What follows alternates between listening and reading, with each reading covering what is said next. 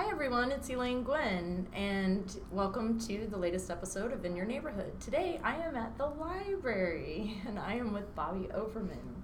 Hi Bobbi. Hi Elaine. Thanks for letting me interview you today.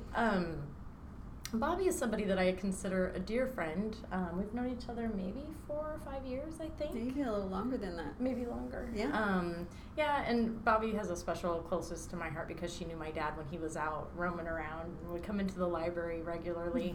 and she also was a good friend while I was at New Hope. So you are, what is the title, connecting you to Nonprofit Central Director? So I'm Nonprofit Central Specialist. Okay, Nonprofit Central Specialist. And so Bobbi has all of this great information for nonprofits on funding in the area, and I thought maybe today you could tell the audience a little bit about Nonprofit Central. Okay. And new things with that. Okay, so Nonprofit Central is it's a resource for the community for nonprofits. We do trainings. People come in and have one-on-one consultations with me. A lot of times people want to start a nonprofit and they don't know how to start. And so you can come in, and if I'm not here, you can get a packet of information. It shows you all the steps to becoming a nonprofit and all the different resources in town, like the IU Legal Clinic, if you're looking to get your status. So a lot of times I'm the sounding board, which is the best part of my job because I get to hear all these really cool ideas of new nonprofits. That's the best thing about this town is that people see problems and they want to do something. Sometimes they don't realize there's already 5 other nonprofits doing a similar thing. Yes. So sometimes I feel like a bubble burster a little bit to say, you know what, maybe you'll want to go and work with them or, become a program with them. But oftentimes people want to start their own nonprofit. And so I help them. I listen to their mission statement and I just kind of walk them through the process. And then a lot of times they'll come back like 6 months later or whatever and say, I got my status. And so then I hear about their new nonprofit. So that's a lot of what we do here. It was started with a grant from United Way and the Community Foundation. And so that's how Nonprofit Central got started. Probably, I've been doing it for almost 5 years, I think. So it started like a couple years before that. Wow, I never knew that piece of history. I always learned something in these interviews, and I never knew that the Community Foundation and United Way had a role in that. Yep. So you also have the Meet the Funders. Yeah, so some of the events coming in, we just finished a grant writing workshop, which was a 3-part series, which was great. We're probably going to do that again in April. So the next event is Meet the Funders. It's October 3rd, I do believe, but you should look at the library website to make sure.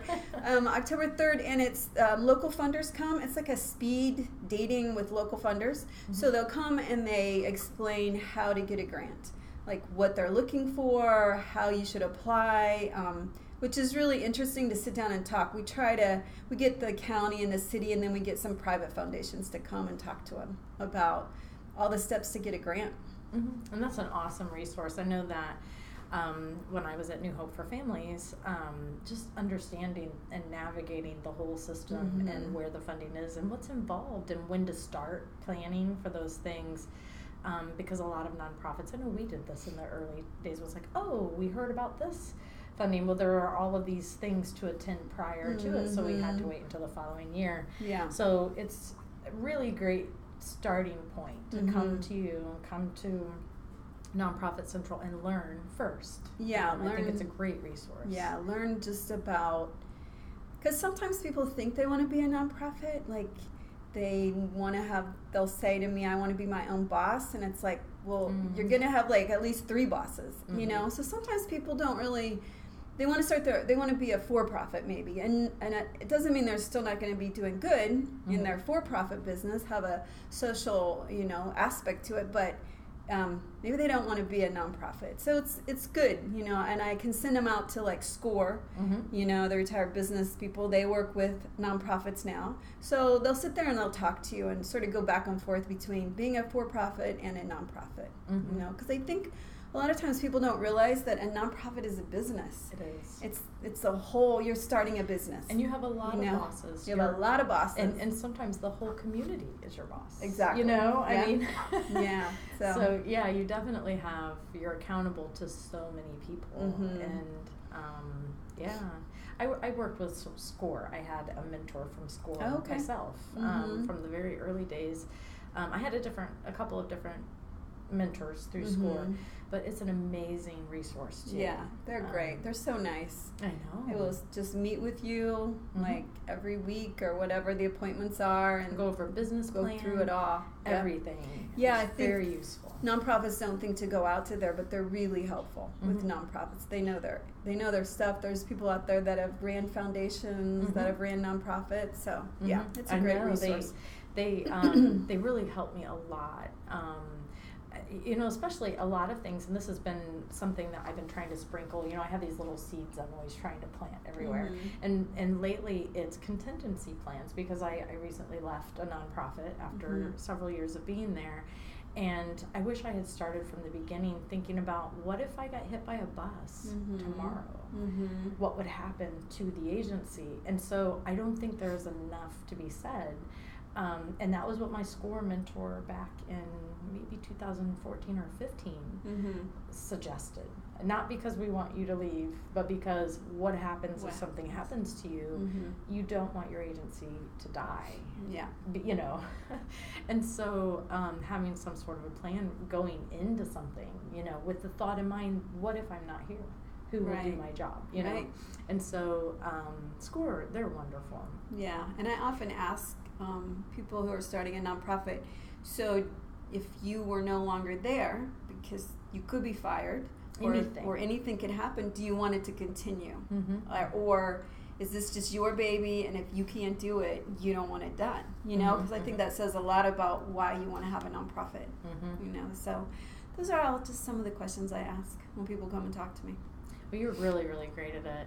I prepared you for this off camera before we started, but I love learning about people myself. And one thought that came to mind while we were chatting off the camera was, what led you to work for the library? What was, you know, what's your passion? I always love to learn. Well, I love libraries growing up. I mean, I spent every single minute in our tiny little one-room library growing up. And then I actually have a double major in criminology and sociology, so I was headed to become a lawyer, actually. And then a lot of my friends went to library school, and they said, I think you'll really like this. Wow. One of my best friends, she was like, I think you would love this. And so I applied and got my master's, and I did my practicum here. That's what it was called way back when. And then I was here for, I think 2 or 3 years, and I went into the Peace Corps in Belize for 3 years. Yeah, and I set up libraries around the country in Belize. That was my job. And I had a library built in the village that I worked in. And then when I came back, someone happened to be going on maternity leave. And so I worked at the jail library, actually. Part of my job was working at the jail because we have a library there. And so then, I just kept working here. And then this nonprofit central position came open.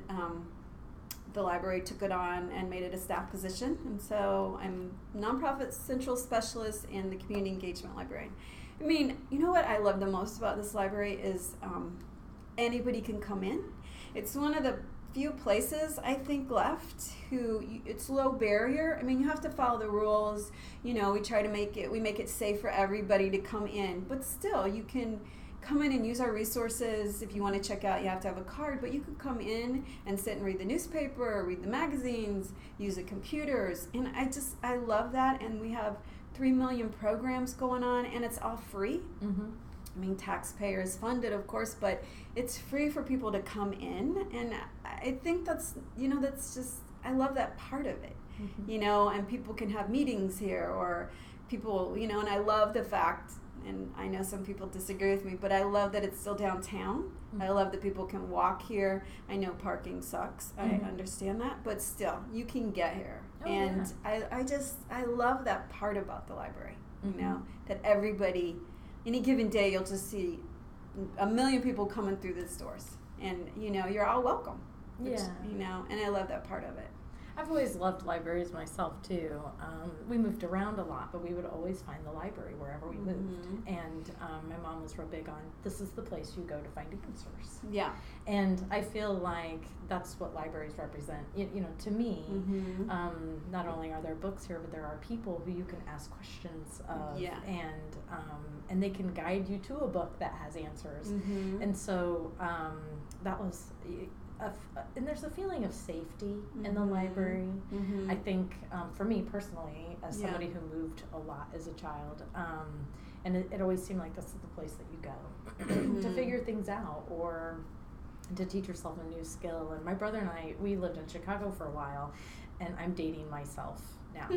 But when beta, tapes and VCR tapes were like brand new, the library there had gotten like 8 TVs and 8 VCR players, and we could rent movies, and we would sit in these little booths with headphones on, and we could watch a movie, and so it was free, and they had this awesome setup, where you could kind of play inside and whatnot. But there are so many great memories about libraries like that. And this was in the downtown Chicago library, which was an amazing, huge. I love the smell of libraries. I love to walk through the aisles and smell books. It's just a great place. So I love libraries. Maybe that's why I love you so much, because you're the library. And we love having people come in and ask us questions. Like, that's my favorite part. I'm a reference librarian, so I really like. And it's non-judgmental. It's ask me whatever you want. Yeah, I'll try to find it for you. Or, I mean, I think our motivation is like, if we can't find it, then we'll find somebody who can. Like we'll send you to a source or a resource. We hate for people to walk out like thinking, oh, I didn't get an answer, because that's like a challenge. It's like, no, I'm going to give you, like, I'm going to at least find somebody you can now ask. If I can't find that answer, because some things are really. Really, really difficult. But, I hate it when I like to see people go out thinking, oh, thank you so much. That was great. That just reminded me, we were having lunch the other day, and one of Carmen Searing, she's also a friend of mine, and I now work with her. We were talking about, I guess there's a movie out. It's like these 4 librarians, or there's a show out. Oh, have you heard of it? Yeah. Where people can come in, how people, and I'm sure you get this all the time, you're like, I read this book once, and it was there was a field, and that's my favorite and a question. pot of gold, and a man with a beard. Do you know it? Yeah. And I guess these 4 librarians are like supposed to be like librarian badasses or something. Okay. And the 4 of them together somehow find their books. We do that. We love those questions. Yeah. We all band together and like. That's so awesome. Yes, we love that. I love it when people are like, it's blue. The cover was blue. Yeah. And it had like a guy in it, where I'm like, well, okay, I bet we can find that. Okay. Yeah. That's so funny. Yeah. Oh my gosh, that's hilarious. Because I've done those things before Yeah. at Barnes & Noble, and I was looking to buy a book, and then you have everybody searching for it, and then I never Which is found fun. it. We all love that. Like, And I was completely wrong. It was like a white cover. Yeah, that's what we always. It's usually not, the cover is never right, but usually they at least have one of the characters that it's a guy. It's a guy. Oh, it was a dog. Yeah. Oh, and there was a swimming pool. No. Yeah, and that is, most people, who work in libraries, that's what they love. They love finding answers, and they love these challenges. And and I'm dating myself. We used to just do it with reference books, reference materials. And now we have Google. Now I have Google. It's just kind of takes the fun out of a little, but still, when somebody says it's a blue book with a guy in it, you still have to do a reference interview. Which is great. We love doing that. Which is so funny, because sometimes I'll Google something and I'm like, oh my gosh, someone else even thought of this. It's like someone else thought to ask this exact question. Yeah. Are there anything exciting? I know that there are some events coming up. There's a really cool event taking place today. Yeah, the Fix It Fair. Fix It Fair. Cool. You can bring in all these different kinds of electronics. I think bikes are outside. Yeah. I saw somebody carrying in like one of those steam pots or whatever. Yeah, it's a Fix It Fair. So part of my job is community engagement librarian too. So we do, all of us do different kinds of programming. So there's always something happening here at the library. That's the cool thing too. People are like, I wonder what's going on. And it's like, just look at the library catalog or the calendar online. There's for kids, for teens, for adults. So an event I have coming up, I'm going to get these dates wrong. It's in September. So check the calendar. Yeah, check the calendar because I have so many dates. I think it's September 26th, but it's on a Sunday. It's Hispanic Heritage Month. Mm-hmm. So it goes from September 15th to October 15th. It celebrates the Hispanic communities that gained their independence during that time period. Oh, nice. And so we have it's like from 1 to 3, and there's a mariachi band in the cool. atrium. Yeah, and we're going to have a caricature artist and then some food. So people can just drop in and listen to this great. They're from Indianapolis. They come here every year. So yeah, so that's one event. I told you about Meet the Funders. Mm-hmm. The next, and then I'm trying to remember, I have so many events going on. A huge event that's coming up. It's October 20th. Something. October. I know, this is terrible. I have Check too the many calendar. events in my head. It is called the Human Library.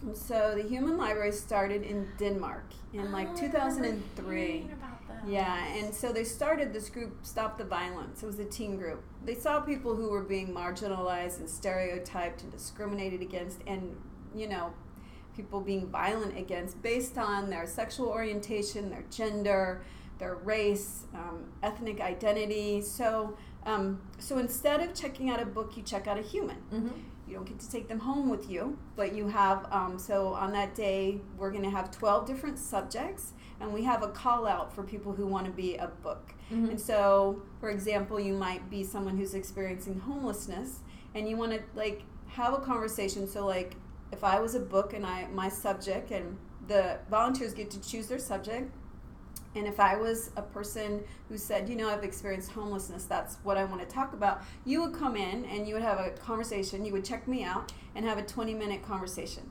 and just ask me questions, you know, and it's just a way of starting some civil dialogue and just sort of breaking down those barriers in people who don't normally have a voice, or we just think we know everything. We see someone who's homeless and we just immediately make some assumptions, and they're probably all incorrect. And so this is just a way of starting a dialogue, which is, I think, is amazing. Really what the library does. You know, that's part of our strategic plan, civility, and having dialogues in the community. So that's what that event is for on that day. Is this the first time the Human Library? At the library. Ivy Tech has done it a couple of years. That's what it was. So I was invited to attend before it started.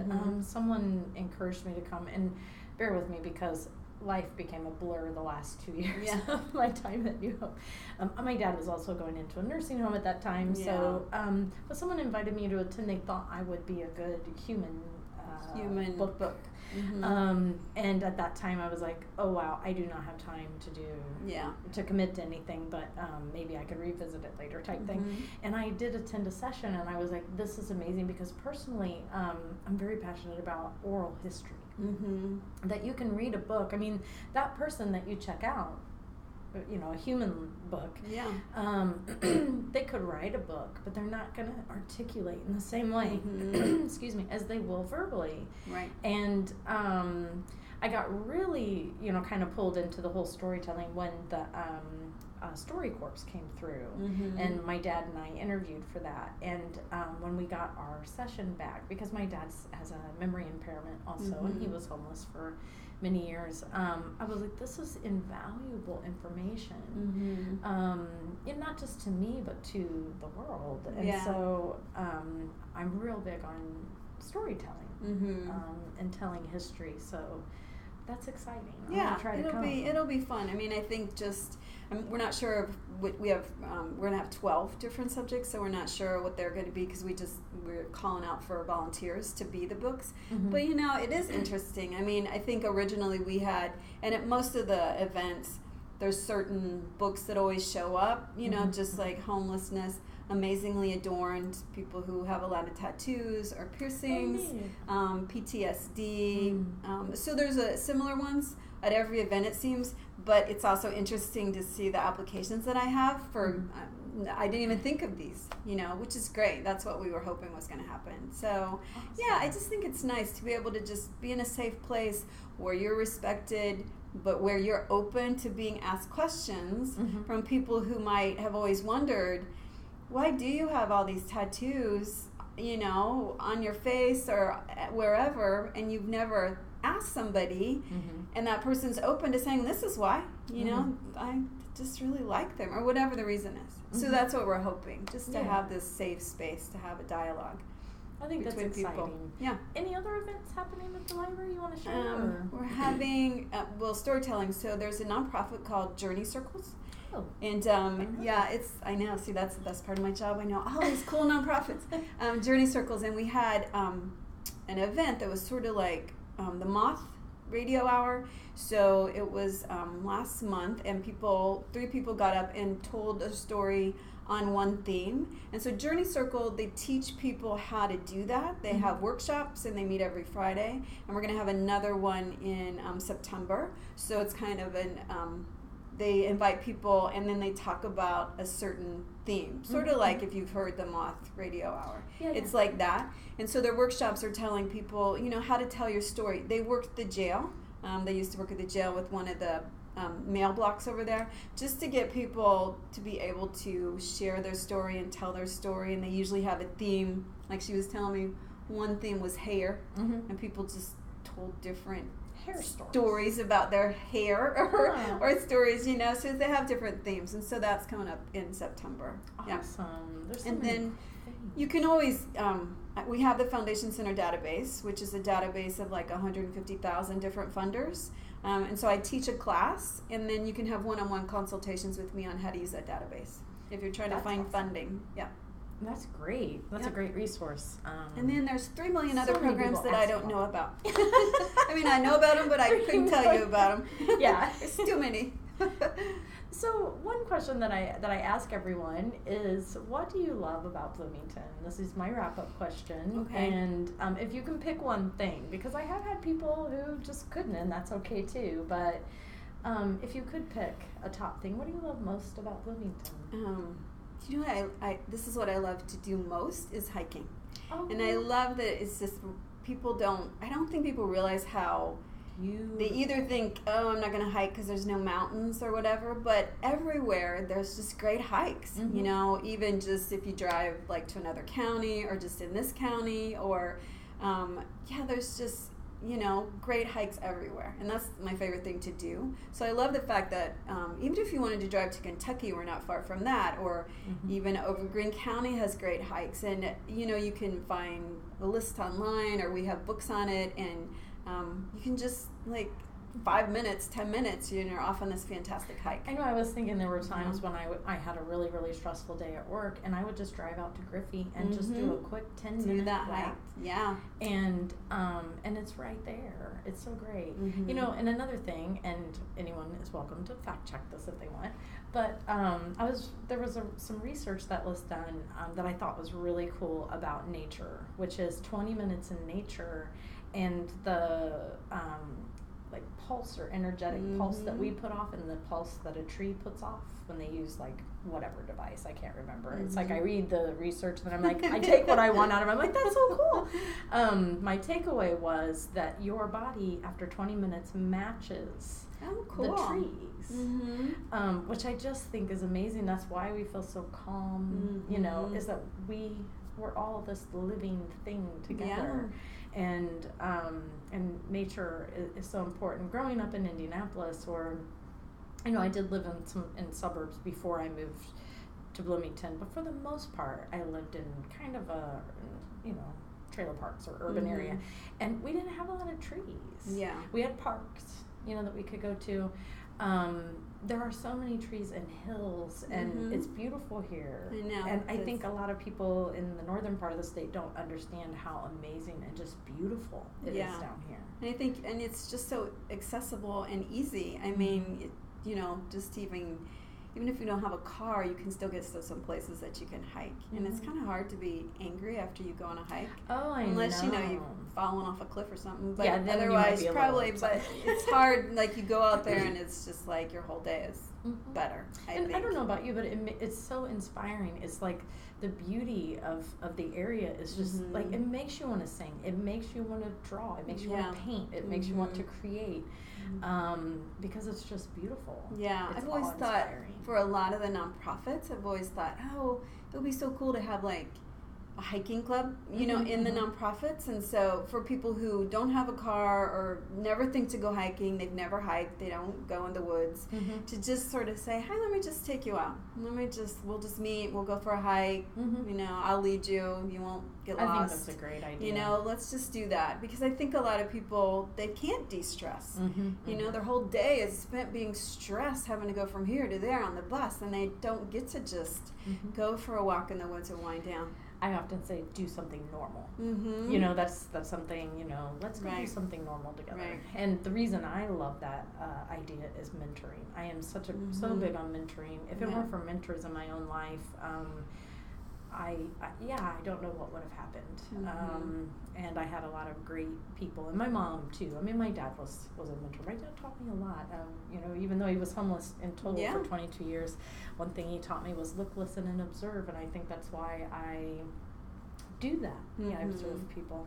But my point is, I had a lot of mentors, and you don't have a moment to mentor somebody unless you go do something together, like go for a hike or go out for a cup of coffee or whatever. And I'm always trying to encourage people to do things like that. Get out of your comfort zone and, you know, connect with another human being.